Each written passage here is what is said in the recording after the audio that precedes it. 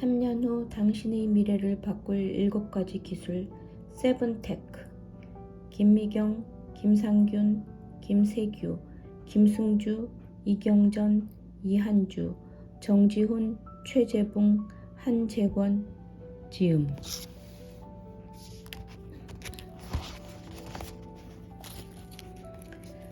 PC, 윈도우, 인터넷이 불러온 지식혁명. 먼저 첫 번째 사이클은 컴퓨터가 대중적으로 보급되고 초고속 인터넷이 등장하기까지 1980년대 말부터 2000년대 말까지를 말한다. 스티브 잡스와 빌 게이츠 등이 연기해서 만들어낸 이 사이클을 PC, 윈도우, 인터넷 사이클이라고 부를 수 있다. 실제로 개인들에게 컴퓨터가 보급된 시기는 1980년대 후반 정도부터였다. 그 이전까지만 하더라도 컴퓨터나 IT 기술은 거대 기업의 것이었다. 그런데 드디어 PC, 즉 개인용 컴퓨터가 공급되면서 빠른 속도로 보급이 늘어나게 되었고, 덕분에 애플과 IBM 같은 PC 제조기업이 승승장구하게 된다. 그리고 이렇게 하드웨어가 공급된 후에는 다시 이를 작동시킬 수 있는 소프트웨어가 필요해지기 마련이다. 이때 등장한 것이 바로 윈도우다. 마이크로소프트는 이미 1980년대에 MS-DOS를 내놓으며 컴퓨터 운영 체제의 대표 주자로 자리매김을 시작했으나 진정한 세계 최정상에 오른 것은 바야흐로 1995년 윈도우 95를 출시하면서부터였다.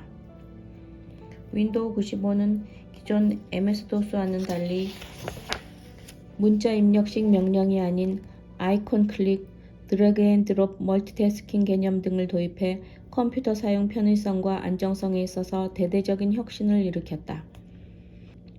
그 결과 윈도우 95는 출시 직후부터 폭발적인 인기를 끌면서 곧 전 세계 컴퓨터 운영 체제 시장의 99% 가까이를 장악하게 되었다. 가히 세계 최고의 회사로 우뚝 선 것이다. 이와 함께 하드웨어 시장은 인텔에게 넘어갔다. IBM이나 애플처럼 자신들의 독자적인 운영 체제를 가지고 컴퓨터를 만들던 회사보다는 윈도우를 잘 가동시켜주는 하드웨어로 최고의 품질을 자랑하는 반도체 칩을 공급한 인텔이 급부상하기 시작한 것이다. 그리하여 PC와 소프트웨어가 세상을 바꾸기 시작했다. 한편 당시만 해도 PC의 핵심 소프트웨어는 워드, 엑셀, 파워포인트 등 대부분 오피스 제품군이었다. 이러한 소프트웨어는 기업과 학생들이 사용하는 것이었을 뿐 일반 사람들이 흔히 필요로 하는 것이 아니었다. 그러다가 드디어 일반인을 위한 서비스가 나타났으니 그것이 1990년대 말 초고속 인터넷망과 함께 등장한 인터넷 웹 서비스다. 오늘날 우리가 너무나도 잘 알고 있는 구글과 네이버, 다음 등의 포털 사이트가 바로 이 시기에 등장했으며, 이로써 누구나 클릭만으로 검색 엔진을 통해 무엇이든 얻어낼 수 있게 되었다. 그야말로 지식의 혁명이 시작된 것이다. 스마트폰과 소셜미디어가 만들어낸 모바일 혁명. 이제 두 번째 사이클로 넘어가 보자. 이 사이클의 주제는 스마트폰과 소셜미디어로서 다른 말로 모바일 사이클이라고 할 수 있다. 호모 사피엔스가 호모 스파트포니쿠스로 넘어가는 시기로 구체적인 시기는 2007년부터라고 볼 수 있다. 사실 2007년 초반만 하더라도 스마트폰 판매는 그다지 많지 않았는데 불과 2년 만인 2009년에 들어서며 글로벌하게 아이폰 기준 연간 대략 2천만 대 정도 판매가 이루어졌다. 이때 우리나라에도 아이폰이 들어왔는데 당시만 하더라도 대부분의 사람들은 스마트폰이 우리 삶에 획기적인 모바일 혁명을 일으키리라고는 예상하지 못했다. 2009년 글로벌하게 스마트폰 누적 판매량은 3천만 대 정도였으나 같은 시기에 PC는 몇억 대가 팔리고 있었으니 그 정도 팔렸다고 스마트폰이 세상을 바꾸리라고는 생각하지 못한 것이다. 이 무렵 LG전자가 맥킨지의 컨설팅을 맡겼다. 스마트폰의 등장 이후 기업의 대처를 질문한 것이다. 맥킨지가 바라본 스마트폰의 비전은 다소 부정적이었다. 그리고 하필이면 당시 LG전자는 피처폰인 초콜릿폰과 프라다폰으로 성공을 거둔 상황이었다. 그래서 LG전자는 스마트폰 사업에 적극적으로 뛰어드는 대신 디자인 전략에 더 치중해 대처하는 쪽으로 방향을 잡는다. 그 결과는 어떻게 되었을까? 모두가 알다시피 그때의 결정으로 LG전자는 끝내 시장을 따라잡지 못하고 2021년 스마트폰 사업을 완전히 접기에 이르렀다. 그렇다면 두 번째 사이클에서 부상한 기업은 어디일까? 이 시기에 스마트폰에서 주도권을 거머쥔 두 회사가 말 그대로 세계 최고의 기업이 되었으니 바로 애플과 구글이다. 기존의 세계 1위를 차지하고 있던 마이크로소프트는 이로써 애플과 구글의 선두 자리를 내주고 말았다. 그 다음으로 하드웨어 업계에서는 퀄컴이 부상했다. 모바일 시대에는 검색 엔진보다도 스마트폰에 필요한 하드웨어를 잘 만드는 회사가 더욱 중요해졌다. 그 결과 스마트폰 하드웨어에 내장되는 반도체를 만드는 기업인 퀄컴이 인텔을 따라잡은 것이다. 산업 헤게모니를 바꾸는 거대 사이클. 2007년 시작된 두 번째 모바일 사이클도 이제 15년 차를 넘어서고 있다. 하나의 사이클이 대략 20년을 주기로 움직인다고 보면 이제 세 번째 사이클을 대비해야 하는 시점이다. 물론 아직 세계는 두 번째 사이클의 절정기에 있다. 지금은 스마트폰으로 모든 것을 다 하는 세상이다. 현재 순위로 보면 한국에서는 카카오가 드디어 네이버를 따라잡았고 메타로 최근 이름을 바꾼 페이스북, 틱톡 등의 소셜미디어 기업의 위상이 날로 커지는 등 우리는 지금 거대한 변화의 한가운데에 서 있다. 다음 그래프는 애플과 마이크로소프트의 시가총액 변동 추이를 비교한 것이다. 1990년대 초반만 하더라도 두 기업의 시가총액은 비슷했다.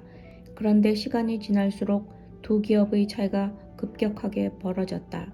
마이크로소프트가 승승장구하며 올라가는 동안 애플은 급전직하하는 것을 볼 수 있다.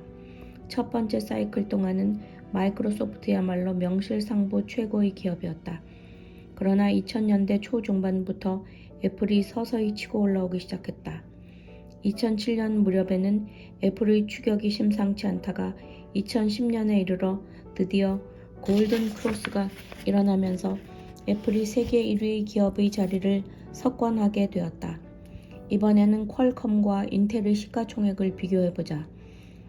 사실상 2000년대 중반까지 퀄컴은 인텔과 비교 대상에 놓을 수 없는 회사라고들 여겼다. 실제로도 그랬다. 2007년 모바일 사이클이 시작되기 전에는 두 회사는 비교 대상이 아니었다. 그런데 스마트폰 판매량이 늘어나면서부터 점점 격차가 줄어들다가 2012년 스마트폰 판매량이 1억대 이상이 되면서 드디어 퀄컴이 인텔을 추월하는 놀라운 사건이 벌어졌다. 이 두 그래프는 20년간의 거대 사이클이 산업 전체의 헤게모니를 바꾼다는 것을 단적으로 보여주는 사례다. 이미 시작된 IT 혁명의 서막 세븐테크. 이제 본격적으로 세븐테크 이야기를 꺼낼 차례다. 세븐테크란 이미 2020년부터 조금씩 모습을 드러내기 시작한 세 번째 사이클의 핵심으로서 앞으로의 세상을 그 어느 때보다도 혁신적으로 뒤바꿔 놓을 7가지 IT 기술을 말한다. 클라우드 컴퓨팅, 사물 인터넷, 인공지능, 블록체인, 로봇공학, 증강현실 및 가상현실, 그리고 메타버스가 바로 그 주인공이다. 특히 그 중에서도 메타버스가 가장 중심적인 역할을 할 것으로 보인다. 그런데 세븐테크에 대해 설명하기에 앞서 이번 사이클의 경우에는 시기적인 문제를 한번 짚어볼 필요가 있다. 세상을 바꿀 거대한 사이클은 현재까지는 약 20년을 주기로 교체되어 왔다. 1980년대 후반에 시작된 PC 윈도우 인터넷 사이클, 2007년에 시작된 모바일 사이클 사이에도 20년의 간격이 벌어져 있다. 그렇다면 새로운 세상이 펼쳐지기까지 20년씩이나 걸리는 이유는 무엇일까? 가장 크게는 하드웨어 보급의 문제를 들 수 있다. 어떤 기술이든지 시장의 주류가 되기 위해서는 하드웨어 가격이 떨어져서 공급이 쉬워져야 한다. 또한 사람들이 새로운 소프트웨어 사용에도 익숙해져야 하며 그에 따라 사람들의 습관도 바뀌어야 한다. 게다가 다른 여러 기술들과 함께 접목되어 원활하게 퍼져나가기까지는 아무래도 시간이 걸리기 마련이다. 또한 설사 기술이 빠르게 진전된다 하더라도 경제성이라든지 기타 제반 여건이 뒷받침되는 일이 중요하다. 그렇게 세 번째 사이클은 빨라야 2025년 무렵에야 시작될 것으로 예상되었다. 그런데 세븐테크 사이클은 그보다도 5년 정도가 더 앞당겨져 2020년에 이미 시작된 것이다. 왜 이렇게 빨라졌을까? 바로 코로나19 팬데믹 때문이다. 코로나가 우리 세상의 진화의 세계를 빠르게 당겨놓은 것이다. 이로써 세븐테크를 중심으로 하는 IT 혁명의 막이 올랐다. 이제 문제는 이 새롭고도 거대한 물결 위에 누가 먼저 올라타는가 하는 것이다. 이 거대한 물결 위에서 그 어느 곳보다 와신상담하며 고군분투하고 있는 기업이 마이크로소프트다. 첫 사이클에서 세계 1위를 차지했던 마이크로소프트는 두 번째 사이클에서 애플과 구글에게 헤게모니를 빼앗겼다. 이후 2014년 마이크로소프트는 40대의 젊은 CEO 사티아 나델라를 등장시키며 새 판을 벌이기 시작했다. 그간 마이크로소프트는 빌 게이츠의 하버드 대학교 동창인 스티브 발머가 대표직을 수행했는데 스티브 발머는 카리스마 있고 뛰어난 인물이었지만 시대 감각을 읽는 데는 능력이 부족했다. 새 CEO 자리에 오른 사티아 나델라는 마이크로소프트의 새로운 미래 비전 두 가지를 그려냈다. 첫 번째 비전은 클라우드 서비스 시장이었다. 마이크로소프트는 애저라는 퍼블릭 클라우드 서비스를 제공하며 기존 클라우드 서비스 시장의 1위를 지키던 아마존에 도전장을 내밀었다. 두 번째 비전은 혼합 현실이다.